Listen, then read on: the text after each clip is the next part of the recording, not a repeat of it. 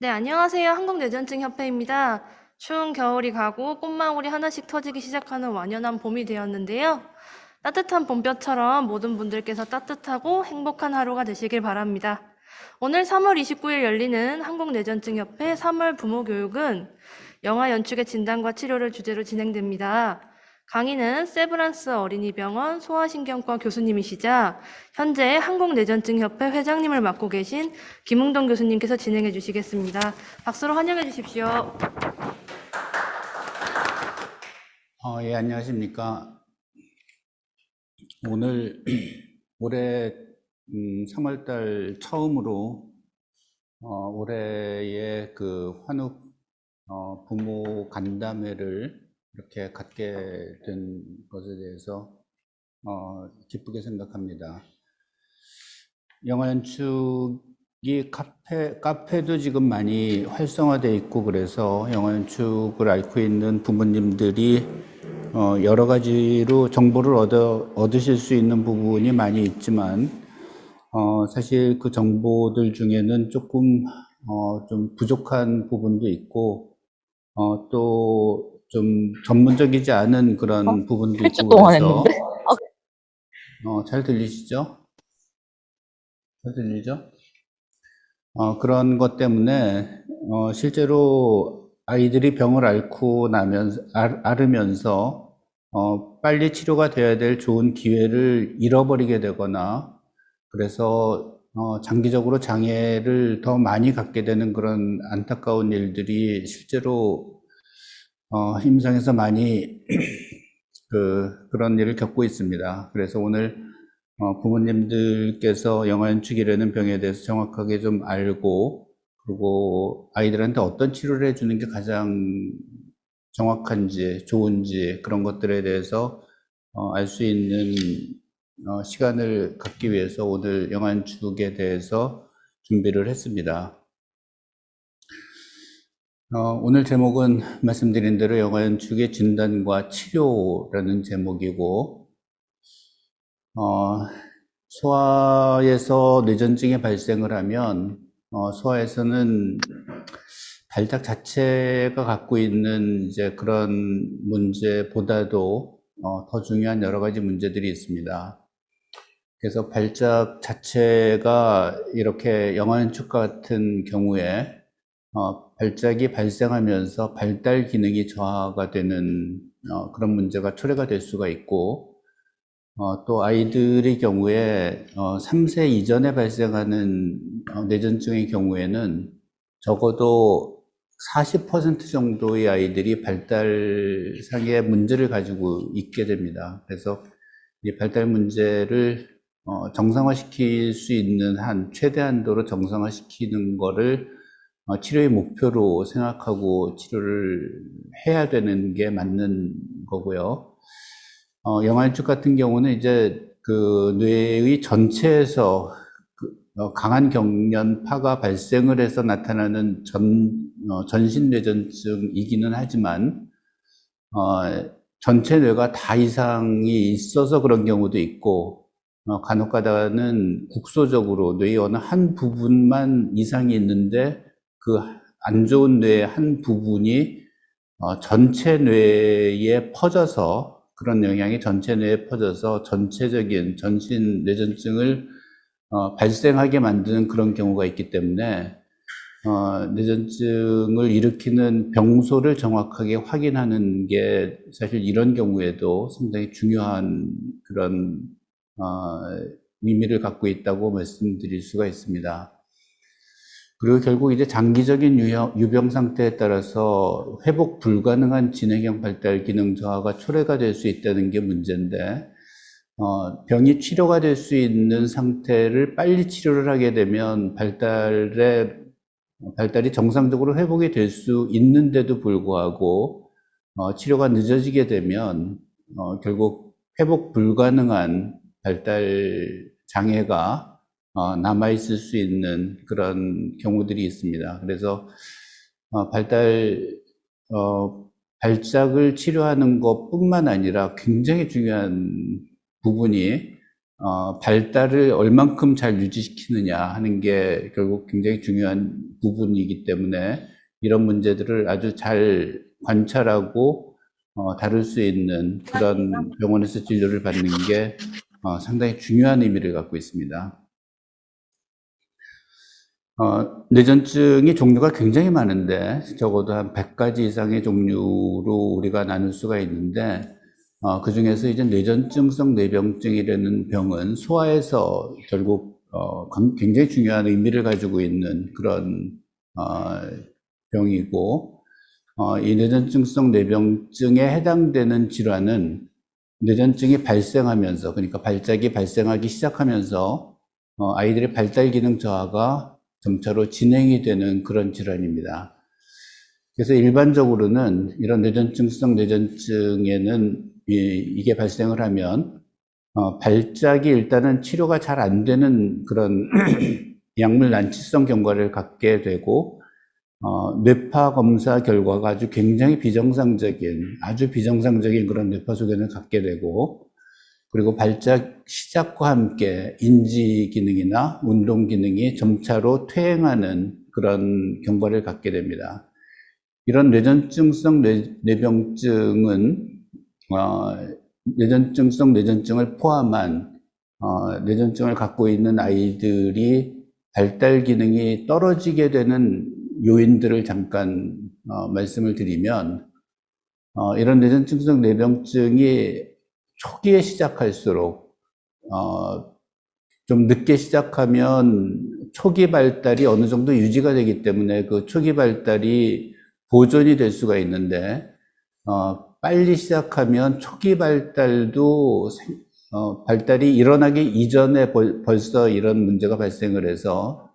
초기 발달 장애가 나타나게 되면 나중에 회복이 된다고 하더라도 발달 능력이 상당히 많이 떨어지게 됩니다. 그리고 이 병을 초래한 기저 원인이 결국 굉장히 중요한데 원인이 뇌의 기능이 굉장히 많이 떨어지는 그런 원인을 갖고 있다 그러면 발작의 유무와 관계없이 결국 인지 발달이나 운동 발달이 많이 떨어질 수가 있겠죠. 예를 들어서 뇌의 손상이 굉장히 심한 상태라든지 뭐 미숙아나 출생 당시에 저산소증에 의해서 뇌가 손상이 심하게 된 그런 경우라든지 아니면 뇌 전체가 비정상적으로 잘못 만들어진 상황이라든지 그리고 뇌의 발달에 필요한 굉장히 중요한 유전자 같은 것들이 결함이 있는 상태라든지 그런 경우라면 뇌의 정상적인 활동에 문제가 있는 기저 문제가 있는 상황이기 때문에 그런 거에 의해서 발달이 떨어질 수가 있고 게다가 이제 영아연축 같은 발작이 발생을 하게 되면 이런 뇌전증이 발생을 하게 되면 기저 질환에 의해서 떨어져 있는 발달 수준 이상으로 발달이 점차로 떨어지는 결과가 발생을 하게 됩니다. 그리고 발작을 심하게 하면 할수록 그리고 발작을 많이 하면 많이 할수록 인지 기능이 점차로 떨어지게 되고 이런 문제는 그 뇌파가 안 좋은 뇌파, 그 영아연축의 경우에는 고부정의 뇌파라고 하는 아주 굉장히 강한 전기 현상에 의해서 나타나는 그런 뇌파 현상이 지속되게 되는데 그런 뇌파가 발생하고 있는 동안은 정상적인 뇌의 활동이 일어나기가 어렵게 됩니다. 그래서 연축 뇌파나 레녹스 가스터 증후군 때 나타나는 뇌파가 심하게 발생을 하고 오랫동안 지속이 될수록 발달 장애는 점차로 더 진행이 될 수밖에 없고 이 뇌파의 이상은 대개는 발작의 빈도나 중증도와 밀접하게 연관되는 경우들이 많이 있습니다. 그러니까 뇌파가 안 좋을수록 발작도 많이 하고 발작도 심하게 하는 그런 현상을 갖고 있기 때문에 발작을 치료하는 게 발작 자체만 치료하는 것보다는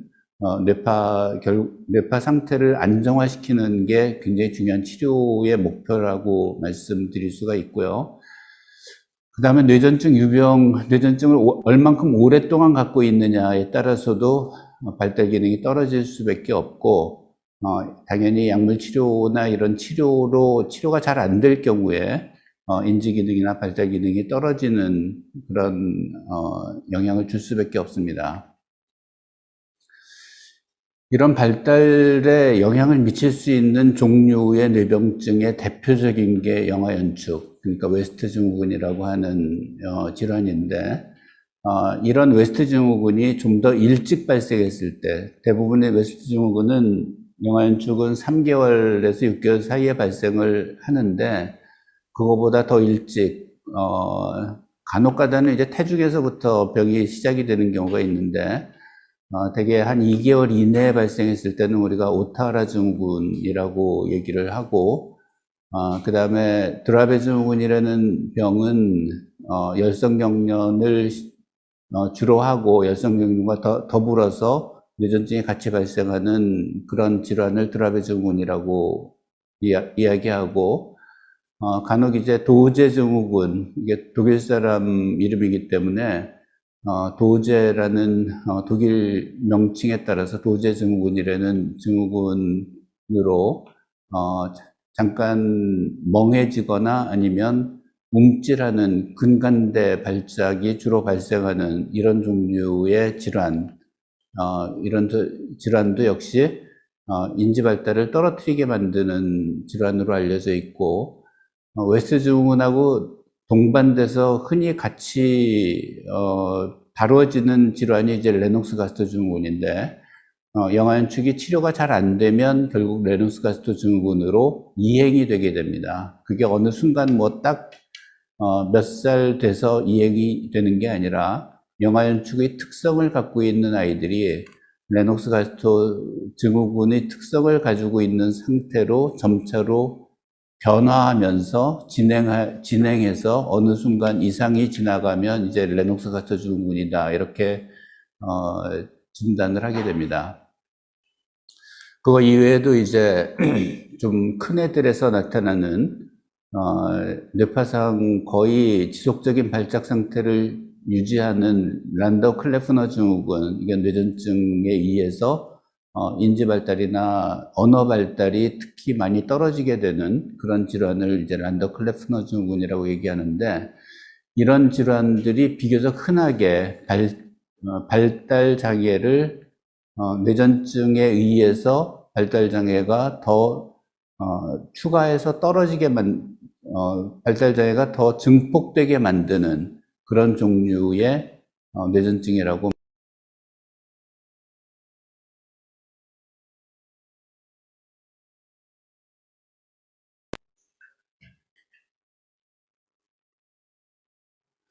그래서 영아연축의 원인이 딱 한 가지라면 사실 치료가 굉장히 편할 텐데, 동일한 영아연축을 일으키는 영아연축은 다 동일한데도 불구하고 원인은 매우 다양합니다. 그래서 그냥 크게 나누면 뇌에 손상이 있어서 뇌 상처 조직이 많이 심한 상태에서 그 상처 조직이 강한 전기를 만들어서 연축이 발생하는 경우, 이런 것들은 이제 미숙아로 태어났을 때 백질연화증 같은 것들이 발생을 하고, 출생 당시에 산소 공급이 부족했을 경우에 대뇌 손상이 심하게 발생을 하는 그런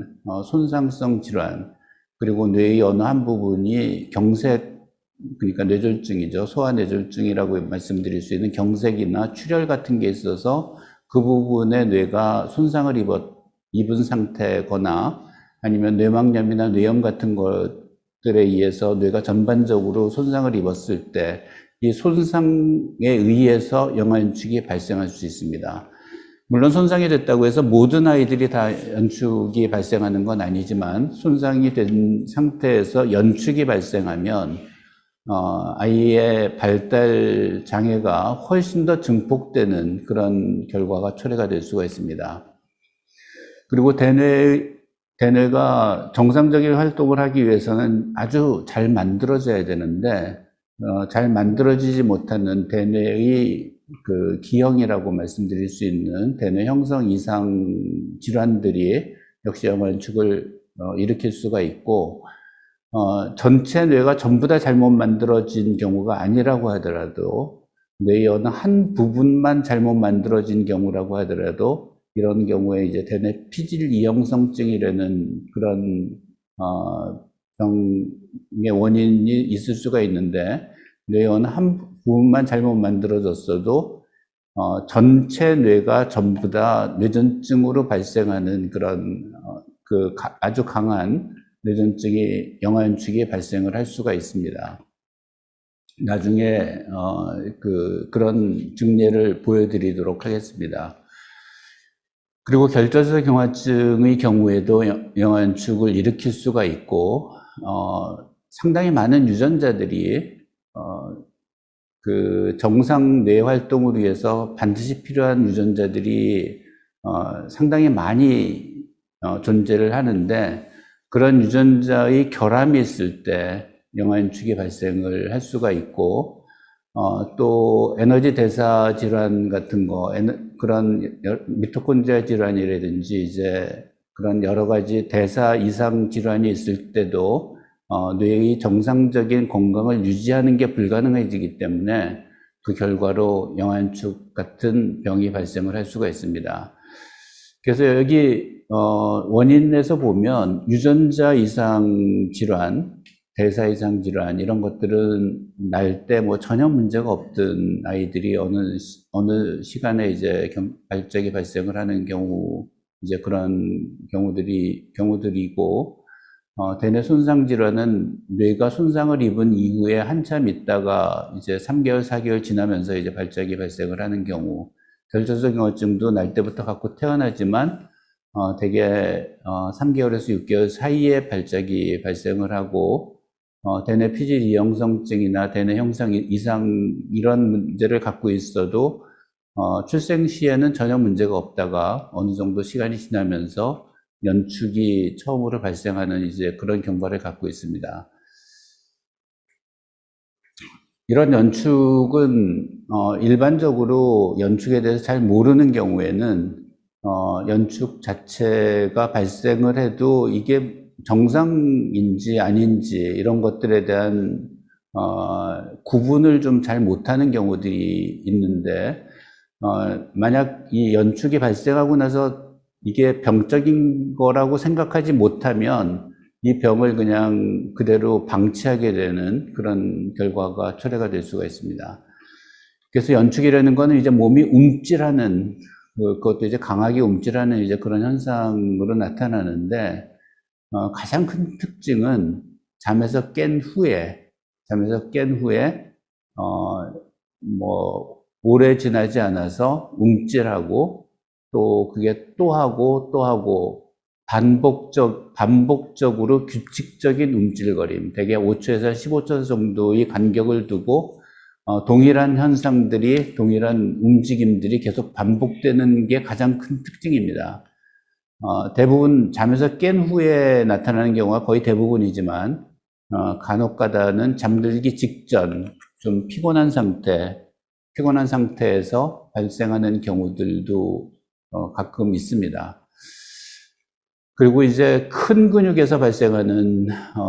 움찔거림이지, 손끝이나 손목 끝이나 발목이나 이런 데서 발생하는 움찔거림으로 나타나는 경우는 없기 때문에 대개 수면 근간현상 같은 그런 정상적인 수면 활동에 의해서 발생하는 그런 움직임을 연축으로 잘못 오인하게 되는 경우들이 있어서 이런 어느 근육에서, 그러니까 몸통이나 그 팔 다리의 큰 근육에서 발생하는 게 결국 중요한 영아연축의 특징이라고 말씀드릴 수 있습니다. 간혹가다 이제 신생아는 외부에 자극이 있을 경우에 갑자기 큰 소리가 들린다거나 그럴 때 이제 깜짝 놀라는 경우들이 있는데, 이 연축은 그런 외부의 자극이 없이 발생하는 게 특징이고,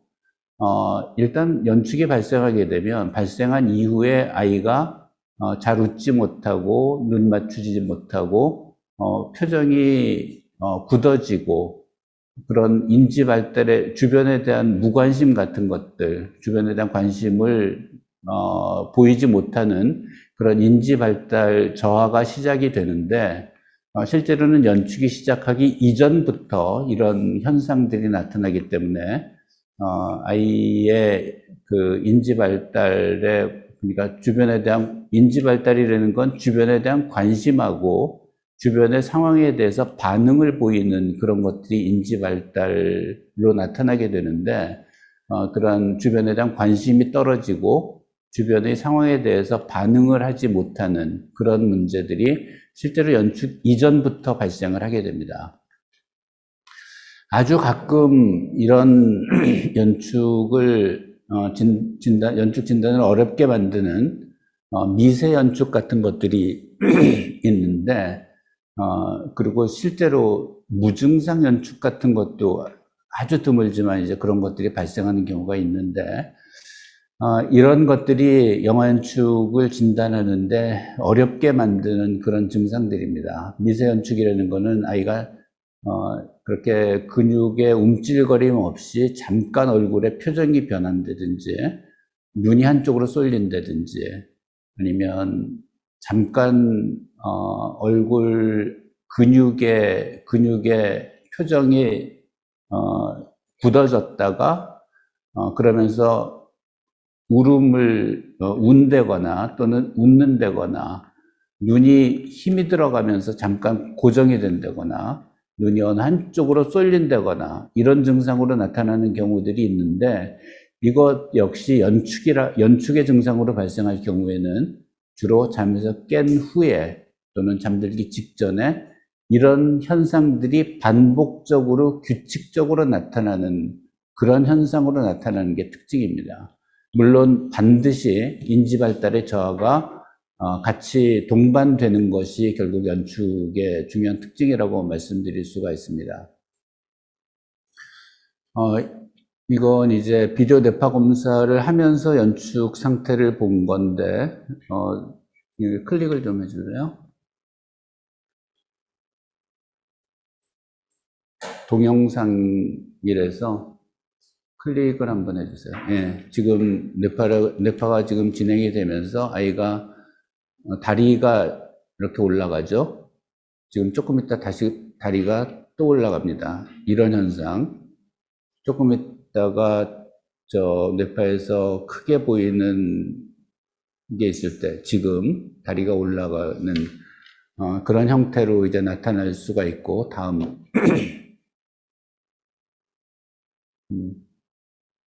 그런 뇌파를 이제 보면 지금 아래쪽에 보면 근육이 수축할 때 나타나는 근육의 움직임을 나타내는 이제 잡파가 이제 기록이 되고 있는데 근전도 검사죠. 근전도 검사가 밑에 넷째 줄하고 셋째 줄에 근전도 검사가 나오고 있는데 밑에 넷째 줄하고 셋째 줄에 있는 그게 움직임을 뜻하는 상태고 그 움직임이 있기 아주 직전에 뇌파상으로 보면 이렇게 좀 뾰족한 뇌파가 크게 발생하는 걸 볼 수가 있습니다. 그런 뾰족한 큰 뇌파가 결국 근육을 움찔거리는 그런 형태로 증상을 보이게 되는 거죠. 여기도 마찬가지로 뾰족한 큰 뇌파가 나타날 때 근육이 움찔거리는 그런 현상들이 여기서도 보이고 있습니다. 이 환자는 제가 굉장히 옛날에 봤던 아이인데, 일본 아이인데, 일본에서 약이 없어서 한국에 치료를 받기 위해서 왔었던 아이인데, 저기 앞쪽뇌의 MRI 소견인데, 오른쪽 앞쪽, 그러니까 화면을 볼 때 왼쪽에 있는 그 앞쪽뇌하고 오른쪽에 있는 앞쪽뇌, 그러니까 왼쪽에 있는 뇌가 오른쪽 앞쪽 뇌고, 오른쪽에 있는 게 왼쪽 앞쪽 뇌인데, 왼쪽 앞쪽 뇌가 정상이라고 생각하시면, 오른쪽 앞쪽 뇌는 그 안쪽에 검은 부분이 굉장히, 아주 위축돼 있고, 그 차이가 나는 걸 볼 수가 있습니다. 그러니까 화면을 봤을 때 오른쪽 앞쪽 뇌는 정상이고 왼쪽 앞쪽 뇌는 그 정상적인 것과 많이 다른 그런 형태를 보이고 있죠. 그래서 오른쪽 앞쪽 뇌가 비정상적으로 만들어져 있는 그런 상태의 아이인데 연축을 돌 이전에 이제 시작을 했었습니다. 이 환자가. 그래서 그 동영상을 클릭을 좀 해주시면 오른쪽 앞쪽 뇌가 잘못되어 있기 때문에 왼쪽 움직임, 지금 손을 움직이는 것도 오른쪽은 움직이고 왼쪽은 잘 안 움직이고 있는데 실제 발작이 발생할 때는 왼쪽이 이렇게 힘이 확 들어가는 그런 상태의 발작을 하게 됩니다. 그러니까 다시 한번 좀 보여주세요. 연축이 발생하는데 연축이 오른쪽에서 지금 강한 뇌파가 훨씬 더 강하게 발생하기 때문에 왼쪽 몸이 저렇게 움찔하는 형태로 나타나게 되고 오른쪽 뇌가 안 좋으니까 왼쪽 손발의 움직임 자체가 상당히 많이 떨어져 있는 그런 현상을 보여주고 있습니다. 그래서 이런 뇌전증성 뇌병증이라는 대표적으로 오타하라 증후군, 연축이 1개월, 2개월 이내에서 발생하는 오타하라 증후군 때 나타나는 뇌파가 왼쪽 위쪽에 보이는 뇌파고, 그런 아이들이 시간이 지나면서 뇌가 조금씩 성장하면서 영아 연축성 뇌파를 가지게 됩니다. 연축성 뇌파는 위쪽에 오른쪽에 있는 뇌파가 연축성 뇌파인데 정상적인 활동을 하는 뇌파 소견 자체가 거의 잘 안 보이고 아주 비정상적인 뇌파로 구성이 되어 있는 그런 상태의 뇌파 소견을 연축성 뇌파라고 얘기를 합니다. 그리고 왼쪽 아래쪽하고 오른쪽 아래쪽 두 개는 레녹스 가스토 증후군 때 나타나는 그런 뇌파 소견인데 이런 연축성 뇌파가 점차로 레녹스 가스토 증후군 때 보이는 저런 전신성 뇌파 소견으로 서서히 변해가면서 어느 시점이 지나면 완벽하게 저런 그 레녹스 가스토 증후군의 뇌파 소견으로 완전히 이행이 되게 됩니다. 그렇게 이행이 되면 이제 그 전신적인 강직 경련 그리고 뭐 여러 가지 형태의 경련이 그때는 발생을 하게 되죠. 그래서 영아연축의 뇌파는 지금 보여드리는 뇌파들인데 이런 뇌파들은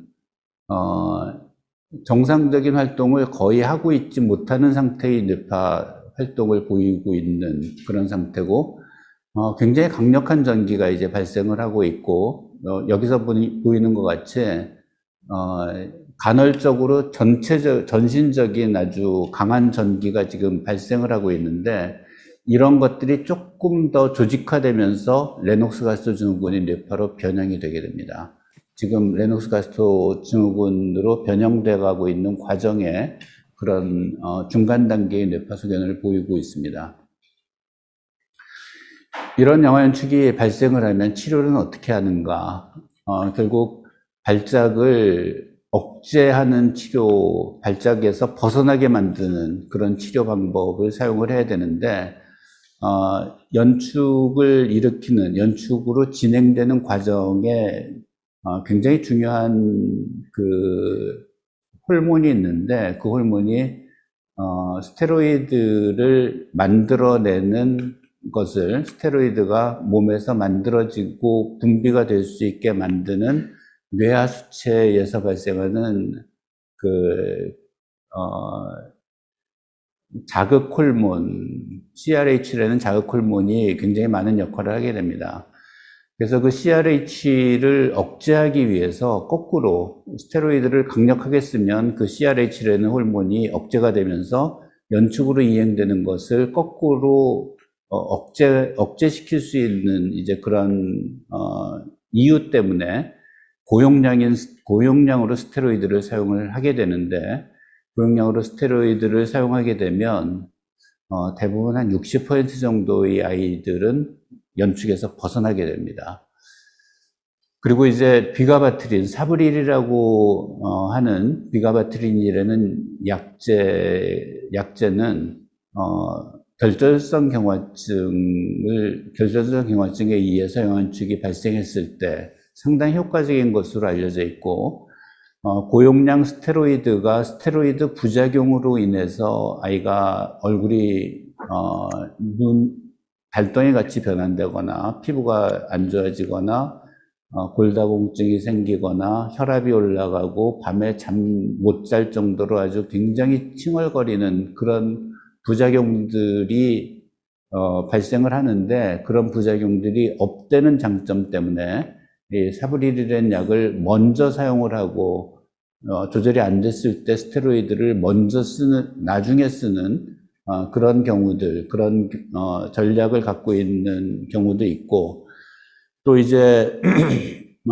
결절성 경화증이 출생 시에 일단 진단이 된 상태에서는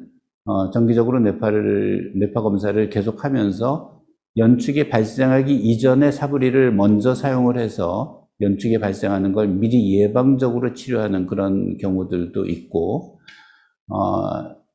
벤조다이아제핀이라는 좀 졸린 약들 중에는 클로바잠, 센트릴이라는 약이 단독적으로도 효과적일 수도 있고, 이런 치료, 스테로이드나 사브릴 같은 치료에 의해서 조절이 되지 않을 때 부가적으로 추가 사용을 했을 때 발작이 좋아지는 경우들도 있기 때문에 이 클로바잠 같은 약을 사용을 하기도 하고, 그거 이외에도 굉장히 많은 약들이 어느 정도의 효과는 같이 가지고 있어서 일단 1차적으로 스테로이드나 비가바트린 같은 약, 그리고 클로바잠 같은 약을 먼저 사용을 해보고 조절이 안 되면 기타의 약물 치료 방법들을 어떤 약을 써도 어느 정도는 효과를 볼 수가 있는데, 그 효과를 본다는 게 사실 그렇게 비율이 높지는 않습니다. 그리고 케톤 생성 식이요법은 역시 영양축을 치료하는데 상당히 효과적인 치료 방법으로 알려져 있는데, 방법상의 여러 가지 어려움 때문에 우선적으로 사용하지는 않고 기존의 치료로 조절이 되지 않을 경우에 케톤 식이를 빨리 적용을 시키는 것이 필요하고요. 그 다음에 수술적 치료는 뇌의 어느 한 부분에서 이 병소가 있을 경우에, 그리고 그 병소가 있다고 하더라도 비수술적인 치료로 완치가 되는 경우를 제외한 경우, 그러니까 식이요법이나 이런 약물 치료로 조절이 될 경우에는 수술 치료 당연히 안 하죠. 근데 그런 걸로 조절이 되지 않을 경우에는 병소를 제거하는 수술을 한다거나 발작이 확산되는 거를 방어해 줄 수 있는 뇌량 절제술 같은 거를 한다거나, 그리고 뇌의 전기 조절을 좀 더 효과적으로 조절할 수 있는, 억제할 수 있는 그런 미주신경 자극술 같은 것들을 시행할 수 있게 됩니다. 그래서 어른들의 경우에는 뇌전증이 약물로 치료가 안 될 때 결국 언제쯤 돼서 수술을 할 것인가, 이런 것들을 결정하기 위해서 결국 난치성 약물로 치료가 되지 않는 경우를 대개 2개 이상의 약제에 조절이 안 되고 최소한 2년 이상 이런 상태가 지속됐을 때 약물 난치성으로 수술을 하는 걸 결정을 하는 이제 그런 정의를 가지고 있는데, 소아에서는 이런 영양축이 2년 동안 약으로 치료가 안 된다 그러면 아이들의 발달은 완벽하게 다 퇴행을 하는 상태로 남게 됩니다. 그래서 소아뇌전증에서는 적절하게 사용된 2개 이상의 약제로 조절이 안 될 경우에 영구적 지적 기능 저하를 초래할 수 있는 그렇지 않을 수 있는, 우리가 예방할 수 있는 최대한 빠른 시일 내에 약으로 치료가 조절이 안 된다고 하면 약물 난치성으로 진단을 하고 추가적인 약물 치료보다는 식이요법이나 좀 더 효과적인 식이요법이나 수술 치료를 적용을 하는 그런 기준을 가지고 있습니다. 실제 저희가 이제 저희 학교에서, 저희 병원에서 발표한 그 데이터를 보면, 대뇌 피질 이형성증에 의해서 영아연축이 발생했을 때, 첫 번째 내지 두 번째 약으로 치료가 된 경우가 제일 오른쪽 컬럼을 보면 55명 중에 12명 정도가, 첫 번째 약, 스테로이드나 사브릴이나 이런 약으로 조절이 됐는데 39명은 결국 조절이 안 돼서 기타 약을 뭐 3개 이상 10개까지 사용을 했는데도 불구하고 그 중에 단 한 명만 발작에서 벗어날 수가 있었던 그런 결과를 보여주고 있는데 식이요법을 시행했을 때 32명 중에 11명에서 발작이 완전히 조절이 되고 수술을 했을 때 33명에서 22명이 발작이 조절되는 그런 결과를 보이기 때문에 결국 약을 2가지 정도의 약으로 조절되지 않으면 10가지씩 약을 쓰면서 시간을 버리는 것보다는 가급적이면 좀 더 효과적인 치료가 조기에 사용을 하는 게 필요하겠다라고 말씀드릴 수가 있고 그 이외에 요즘 칸나비디올 같은 약들, 그런 그 대마오일이죠. 대마오일 성분 칸나비디올 같은 약들이나 여러 그 새로운 약들 같은 것들도 사용을 할 수는 있고 칸나비디올은 우리나라에서는 2세 이전에 사용하는 건 아직 금기로 되어 있지만 정말 다른 치료가 전혀 안 되는 경우에는 사용을 해볼 수도 있습니다. 그리고 이제 식이치료나 이런 여러 가지 치료 방법, 수술도 불가능한 경우, 이런 경우에 시행해 볼 수 있고, 미중경 자극술이나 대뇌 피질 자극술 같은 것들은 난치성 뇌전증을 치료하는 일반적인 다른 치료 방법으로 사용할 수가 있습니다. 식이요법은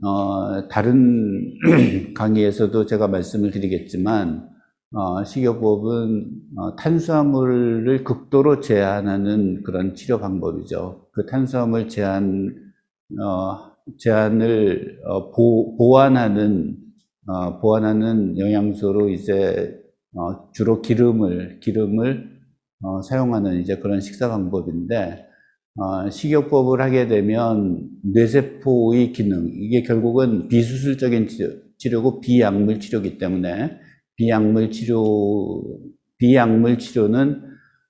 약물 치료와 달리 뇌의 기능을 향상시켜주는 그런 성향으로 발작에서 벗어나게 만드는 그런 치료 방법입니다. 그래서 식이요법을 하게 되면 뇌세포의 에너지 생산량이 훨씬 더 증가하면서 발작에서 벗어나는 그런 성향을 가지고 있고, 약물 난치성 뇌전증에 대한 이 치료 효과를 보면, 여기서 보시듯이, 굉장히 많은 약제들이 완치율, 3개월 동안 약을 썼을 때 완치율이 10%를 넘는 게 거의 없죠. 4%, 8%, 6% 뭐 이 정도 수준인데 비해서 식이요법을 했을 때 이런 약물로 조절되지 않는 아이들이 소실 발작에서 벗어나는 경우가 35% 정도까지 이루고 있습니다. 물론 100%는 아니지만 그만큼 아주 강력한 항경련 치료라고 말씀드릴 수가 있고, 이 증례를 한 케이스를 보여드리면 이 환자는 MRI를 보면 오른쪽 뇌하고 왼쪽 뇌, 그러니까 뇌의 화면에서 봤을 때 왼쪽 뇌가 오른쪽 뇌인데 왼쪽 뇌하고 오른쪽 뇌가 완전히 다르게 생겨 있죠. 그래서 그러니까 화면의 왼쪽에 보이는 그 뇌가 구조적으로 잘못 만들어진 이제 그런 뇌입니다. 근데 이제 이 환자는 22개월 때 이제 연축이 발생을 해서 그 전까지 완전히 정상으로 자라던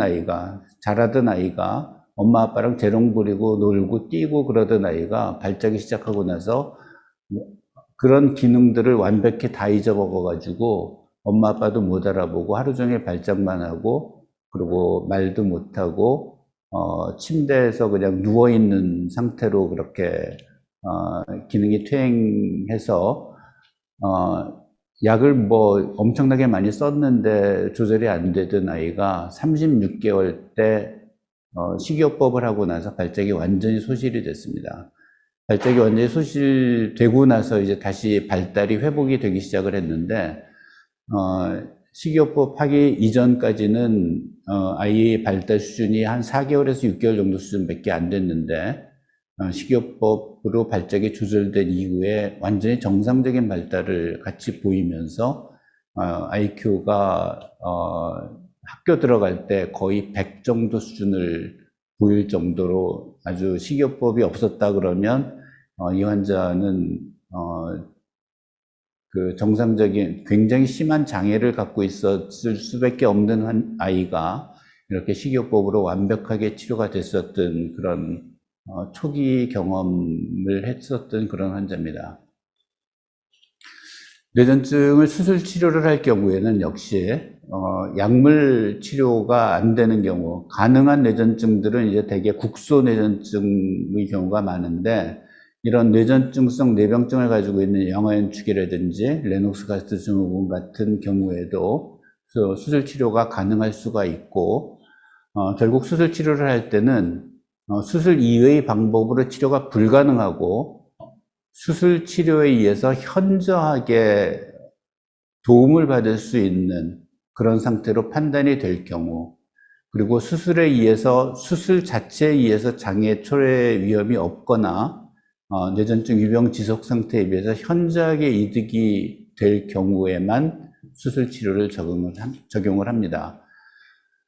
이 환자 MRI를 보면 왼쪽, 그러니까 화면에서 보기에 오른쪽 뇌가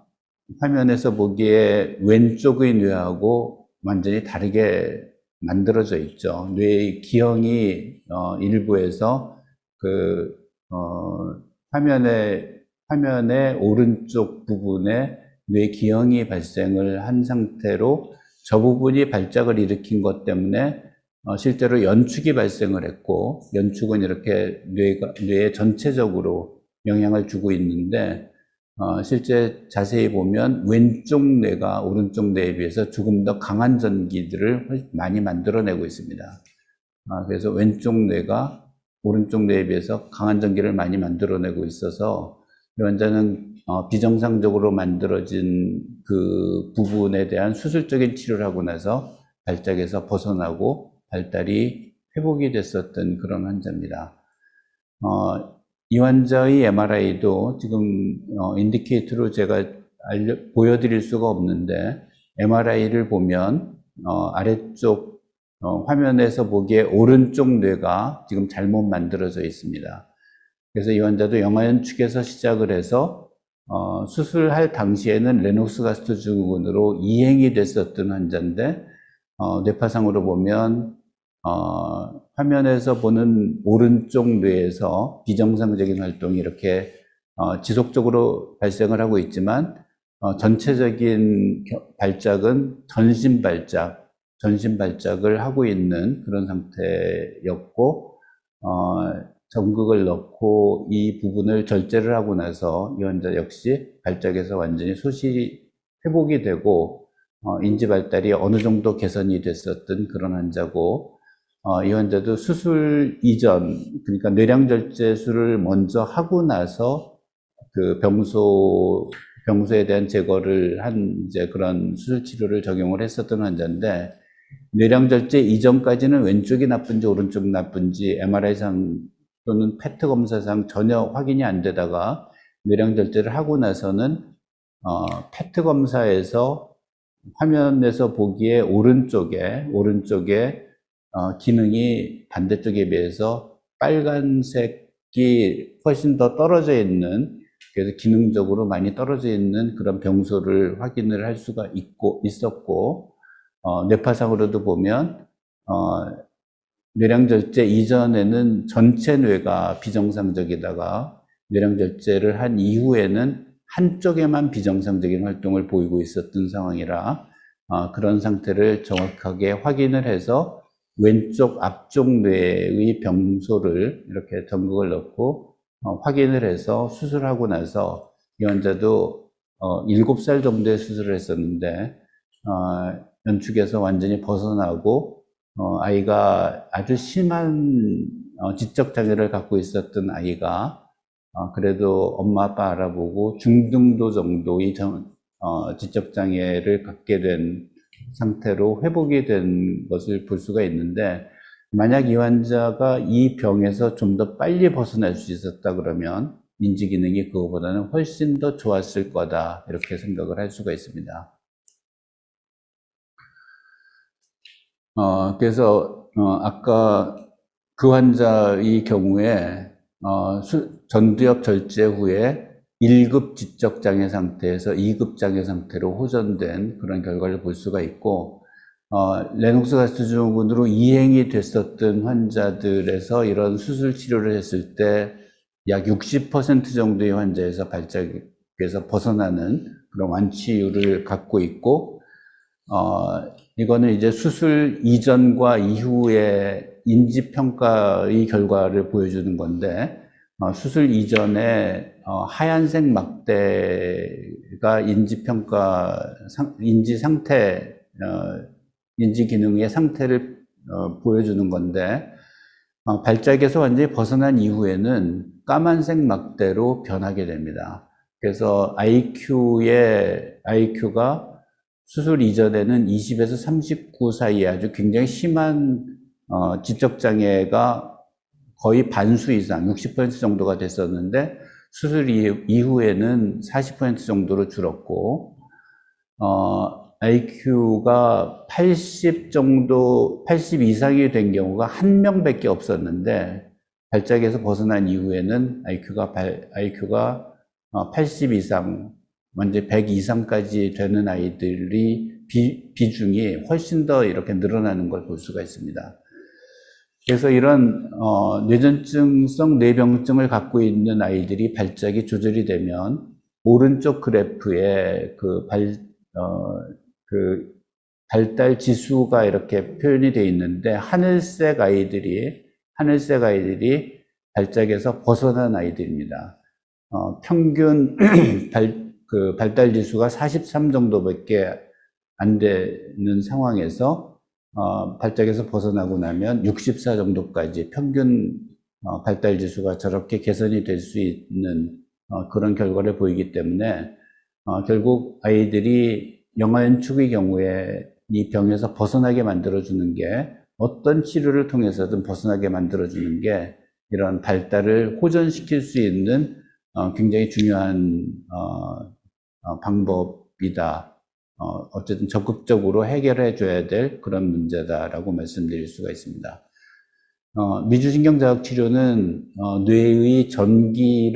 뇌에 어떤 전류를 흘려 넣어서 뇌를 정상화시킬 수 있는, 뇌의 기능을 개선시킬 수 있는 이제 그런 치료인데, 뇌에서 이제 발작을 일으키는 부위는 대뇌의 피질이지만, 그런 발작을 억제시키는 부분이 뇌간이라는 부분, 뇌 중심의 깊은 부분이 활동이 강해지면 발작이 억제가 되게 되는데, 그 뇌간이라는 건 우리 생명 중추이기 때문에 그 부분을 직접 자극을 줄 수는 없기 때문에 거기서 나오는 미주신경이라는 그 신경을 이용해서 전류를 흘려 넣어주면 그 부분이 위로 그 뇌간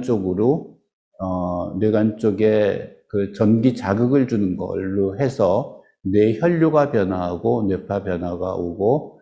신경전달 물질 같은 것들이 방출이 되면서 뇌파가 안정화되는 그런 효과를 보일 수가 있습니다. 그래서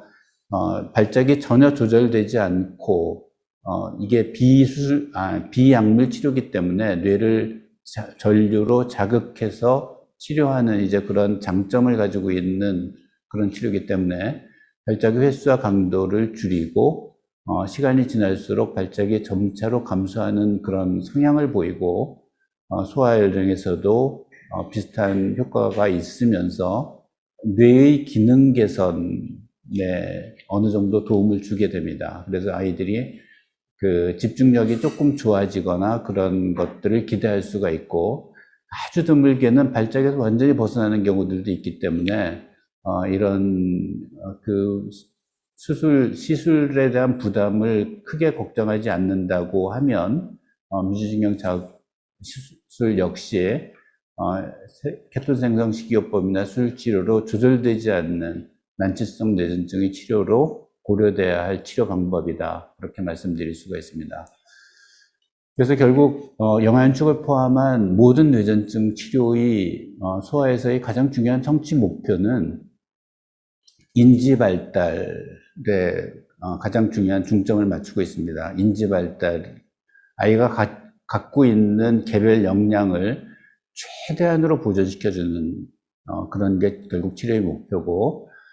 뇌전증으로 인해서 2차적으로 인지 발달이 떨어지게 되는 문제를 그런 상황에서 벗어나게 만들어주는, 그래서 가급적이면 최대한 정상적인 성인으로 성장해 갈 수 있도록 지켜주는 것을 목표로 하고 있습니다. 그리고 이런 문제는 아이가 어릴 때 그런 영향을 받으면 받을수록 훨씬 더 심각한 회복되지 않는 영구적인 인지 장애가 발생할 수가 있기 때문에 가급적이면 빠른 시일 내에 보다 힘든 치료라고 하더라도, 그런 어렵고 힘든 치료라고 하더라도 빨리 받아들여서 빨리 치료를 해주는 것이 아이의 인지 발달을 보존하는데 상당히 중요한 도움을 줄 수 있을 거라고 생각하고 있고, 실제로 빨리 치료가 되는 아이들의 경우에 인지 발달이 많이 보존이 되고 있습니다. 그래서 세브란스 어린이병원 광고를 하러 나온 건 아니지만 이게 세브란스 어린이병원에서 같이 일하고 있는 여러 선생님들이 영아연축을 앓고 있는 아이들을 포함한 모든 뇌전증 아이들의 건강을 위해서 함께 노력하고 있습니다. 이상입니다.